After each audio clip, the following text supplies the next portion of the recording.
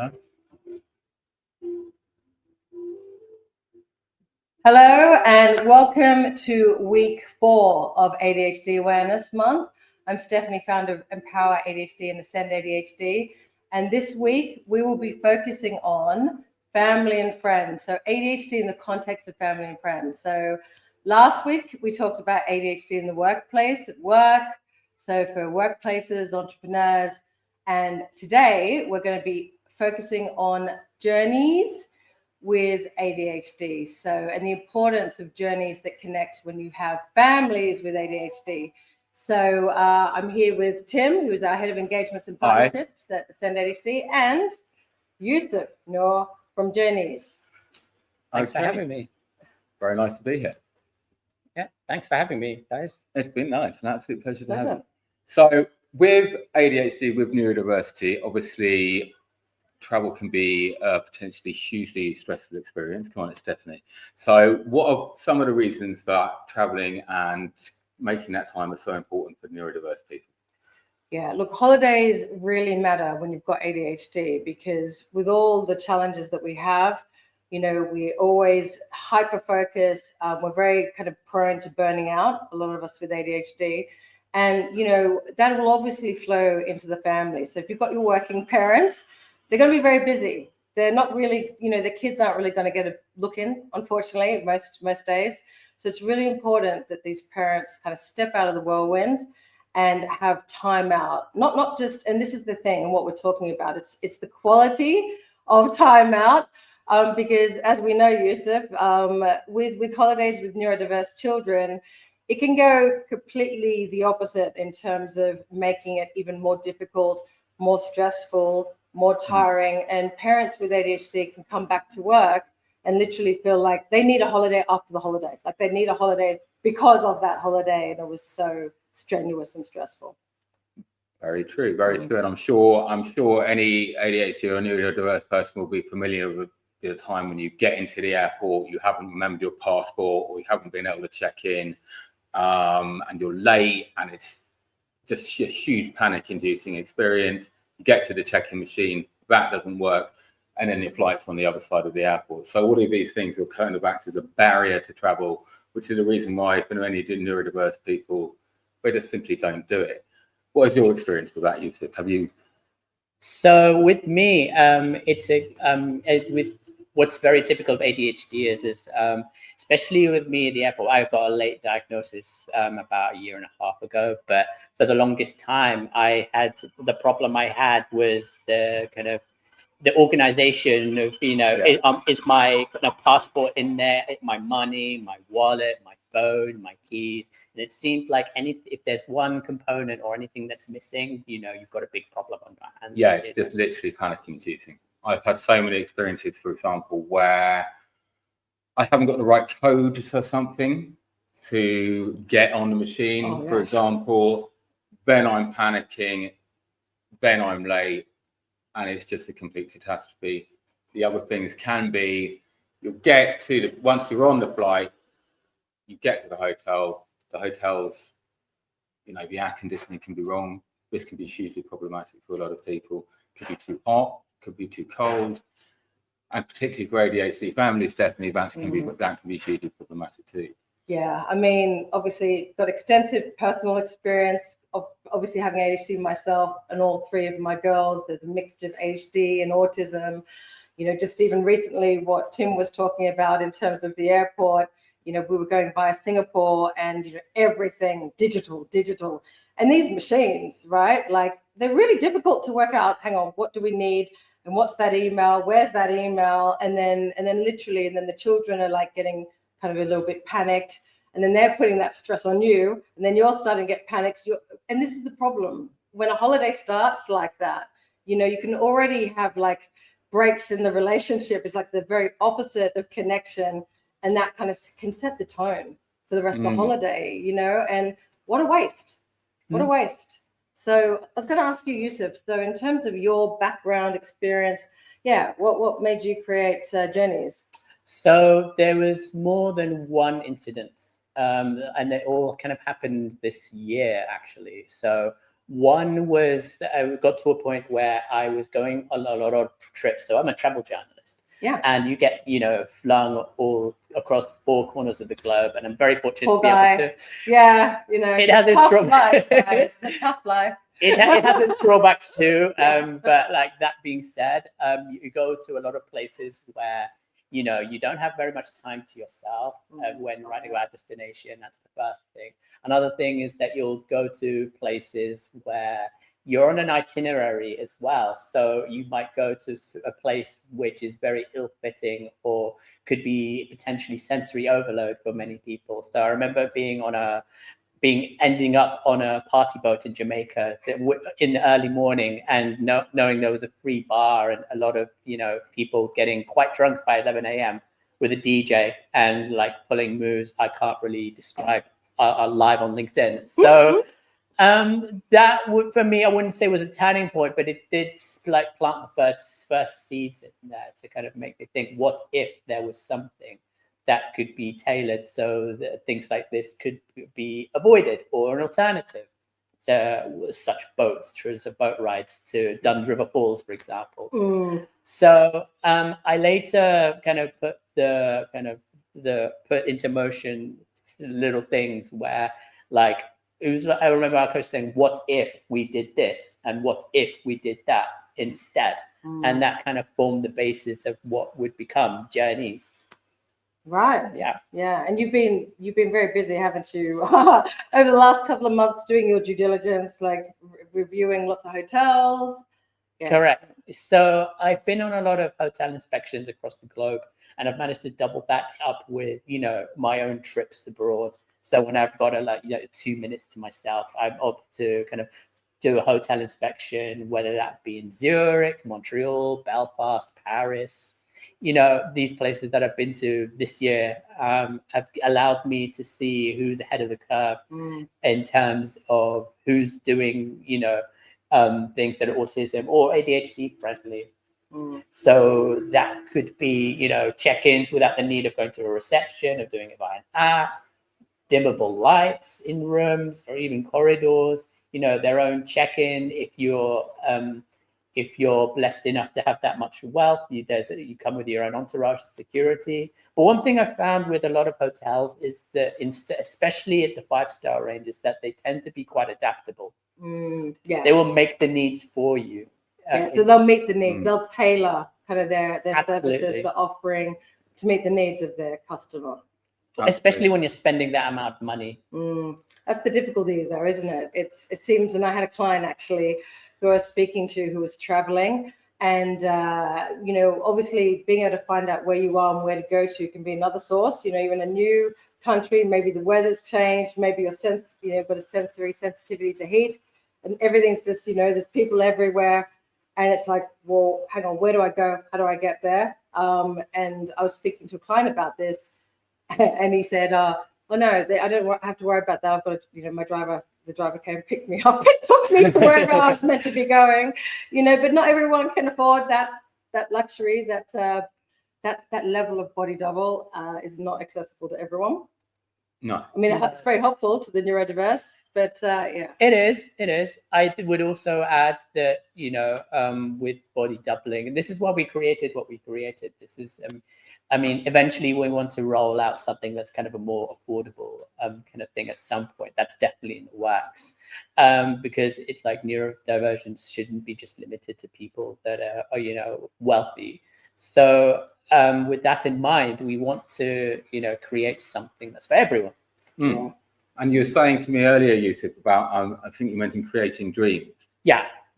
So any travel agent will tell you this, and anyone who's in advertising, you don't necessarily sell the product, you sell the kind of dream behind it. It could be, I don't know. At the end of the day, a customer or a consumer doesn't necessarily care about you, they care about themselves. And the reason I say that is because they, it could be something as whimsical as fertilizer. Do they care about a particular brand? No, they care about if their grass is going to grow at the end of the day. So how I relate that to travels or Journeyease in this instance is that it's not about selling a destination necessarily. It's about creating something they're never going to forget as a family. They're going to talk about 10, 20 years from now, whether that's kind of sleeping under the stars in a tent in in Finland, for example, or that time they went to up a mountain and over the Alps in Switzerland. Those are the things they're going to remember. 100%. So that's why I created this, to make sure people like ourselves don't get left out. Absolutely. If you can have a bad taste in their mouth. Absolutely. If you can take those barriers away, if you can take the 10-hour wait at the airport, or the not being able to check in at a hotel, which is deeply uncomfortable, you leave more space for those memories which will last forever. Yeah. And I mean, in terms of airplane delays, unfortunately, we have our limits. No, there's nothing you can do. But if you can take the stress out of travel for neurodiverse people, or take some of those barriers away, you can help again. Yeah. So I don't know if I mentioned it before, but we are talking to one particular airline since the summer about sensory room. And that's a growing trend, because I know there are one or two that have them already, but in this particular case, that presents its own challenges, because for the main reason being that, with airport lounges, airlines don't, they don't own them. The airport does. So you need to get their approval. Yeah. So that's the first obstacle. The second one is creating space. Is it feasible to create it where airport lounges are quite, small as it is? And thirdly, airlines are not that profitable despite massive, they've got massive budgets, massive overheads. So, very true. Does that also work for them? So these are things to consider. And moving forward, on the flip side, they do want this. Yeah, this is 100%, something that's absolutely wanted and needed. So that's good. Yeah. So that's very encouraging for people like ourselves to, make something like this work. 100%. Yeah. Yeah. And I'm sure they'll be interested into making journeys easier for people with neurodiversity. Yeah. And those sensory rooms. We were at the TES SEN show last week, and there were some sensory room providers there, and you were saying something about the space, right? There was one in particular, like literally, it was like a kind of a size of a toilet cubicle size thing, right? I mean, I know children are smaller than if it's an adult in an airport lounge, but really you don't need a big space for a sensory kind of enclosure. Because it's all about just being able to, not be bombarded by the noise. Like me and my team, we literally found ourselves we actually got kicked out of one of the sensory providers' rooms because we were having a chat, and our table was like in the middle of everyone, and the next door was the sensory provider, and they've got like all these lovely lighting and the beautiful, the bubbly things, and we just took our conversation literally to their space, and it was so nice and really happy there. And then they came, and then we got kicked out. But they are so transformational. Just this space, it makes such a difference. And I would say that it very much schools recognize it, and we are getting to the stage. And what we've seen with the SEND ADHD, with the tribunal decisions, I wouldn't be surprised if this would be the next reasonable adjustment. In terms of corporates, travel, places being, obliged to create these spaces, because, particularly with travel, right, with neurodiversity, that's going to exacerbate, lack of sleep exacerbates ADHD challenges. And we all know that, right? Now, plane trips, long haul in particular, I don't know about anyone else here with children with neurodiversity, but with my kids, particularly, if there's autism there and there's vertigo, there's lots of sensory issues with our kids with neurodiversity. It's not just the lack of sleep, but the motion, my youngest has the worst vertigo, and we had to stop. We were going to Bali. We stopped over in Singapore, and literally, we had to find a spot on the ground. So the poor girl was suffering massively. I had to go buy a fan as well. We bought a mini fan. I sat there on the plane with her, next to her on that plane. I think it was an hour and a half, because at least it was this last part, but she was struggling. She didn't want to keep going, and I'm sitting there with the fan in her face, and it's it's going to be okay. And it was actually quite turbulent too, so her vertigo was terrible. But this needs to be anticipated and 100%, supported, right? Mm-hmm. Absolutely. Yeah. And I'm thinking that in terms of some airports, do some airports not already have people you can ask who'll be able to give directions Yeah. So and help, or is that? if I could just say, so like my mom went to Cairo last week, and though she's kind of not officially diagnosed with ADHD, in the airport, I don't know if you know the layout of like Heathrow or Terminal 5. So you've got like the British Airways check-in desks, but around it you've got assistance desks where you can queue up. And if you are wearing it doesn't even matter if you're wearing a sunflower lanyard or not, but if you are like marked for your attention that you're in need of assistance for check-ins, they will absolutely help you. And we got quite lucky because like an old friend of the family was the one that was organizing the queue. So she recognized my mum, and she was quite late for her flight, saying like, look, I will come with you. I'll make you check in. You could get an extra bag to check in for free. Just don't tell anyone. But you're like, I will just kind of get you onto the plane and make sure you're seated. So, there's that extra charge. Your experience may vary, but like we got very, very lucky because we had used someone who worked there. So but nevertheless, got lucky. That's exactly. But and that's why I'm saying your results may vary. But I am saying the assistance is available with British Airways. And is that one of the things the Journeyease would be helping with in terms of just assistance? Absolutely, absolutely. There is definitely scope for that because we want to make people's lives easier, not harder. 100%. There is absolutely the the kind of the plan to kind of make not just that, but that you talk about sensory rooms, diagrams, people, coping mechanisms. So it could be, I'm just kind of plucking things out the air. I get like fidget spinners, stress balls, like diagrams of what to do and where to go in a particular time. So it's almost like we're curating the experience for them. That's absolutely brilliant. And I suppose there must be some airports and some practices to recommend. I mean, can't be a recommended practice, I suppose, to take free changes to get to somewhere if you can just do the journey in one go, for example, on a flight. So because that's a hugely stressful experience.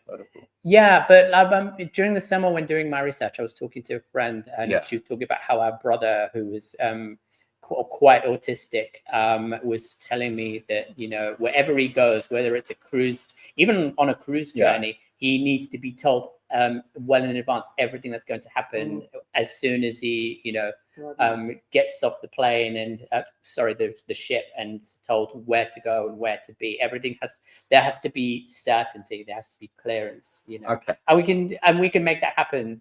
But like the issues come, if there are delays, there's only so. No, absolutely no. Exactly. There are certain things. That's very fair. The weather and turbulence is out of our hands for now, anyway. So no.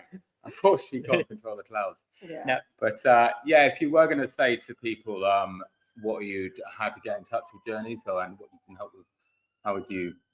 The easiest way is just to email me at, I don't know if you'll hear me because there's a siren going past, but like I say, you can control a certain elements. Unfortunately, you can't control sirens, but they can get in touch with me at hello@journeyease.co. Yeah, and we'll put the email address and the website address in the comment section of the just below this.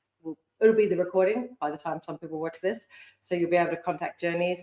But I can't emphasize enough how important the holidays are. As an ADHD coach, personally, as well as the mother of kids with ADHD and neurodiversity, it's so important to carve out the space. However, our environment, is crucial. Like designing the right environment is crucial when it comes to making sure that holiday is going to replenish you, restore you, as opposed to wipe you out completely. And that's exactly, what Journeyease does. It's about, helping you anticipate what, all your needs are. So not just the kids, obviously, as a parent, if you're neurodiverse, you're going to have needs too. Yes, you will. And it's about accepting those, which obviously that's where the coaching comes to the fore. But then being able to create that roadmap, which is basically what you were saying in terms of your friend. A lot of people with autism in particular, they need that roadmap that needs to be clear. They need to be able to see it. For instance, the young kids need to be able to know where they're going to be staying, pictures of the hotel, you know, like kind of being able to see it will reduce that anxiety. So it's about kind of, will help you kind of plan that out, you know, where those kind of humps are, and try and make it as smooth as possible. It's just so important to be able to do this, to create that space, and yeah, carve out that time for yourself and your family, because it's so important to get together and strengthen those bonds. Relationships are everything. And for the kids, you know, these memories, the joy that you create, that those, like the dream, those times together, if you do it right, then after the holiday, long after the holiday, right, you're going to feel that difference in your home. Honestly, you really will. It is, I can say that hands up, in terms of even, you know, personally, it makes all the difference. It's something to be prioritized. And if you can't, again, that's where Journeyease will come into play, in terms of having the holiday, right? And the suggestions ready for you, because another issue that we see, another reason why ADHDs don't take their holidays, they can't choose, right? They, like, honestly, it's mental. It's so, they get in there and they're, you know, fear of missing out, you know, decision fatigue. It's so hard for them to choose, to plan the holiday. And again, that's where Journeyease can help you. So do get in touch. I'll put the email. Thank you, Yusuf and Tim. Pleasure. And thanks for watching, guys. And we will see you tomorrow. I'll be talking about, with Rachel, who's Head of Engagement and Partnerships at Empower. We're going to be talking about living with ADHD as when you've got ADHD yourself. And that will be fun. So do come at 1. But thanks again. And see you guys later. Bye.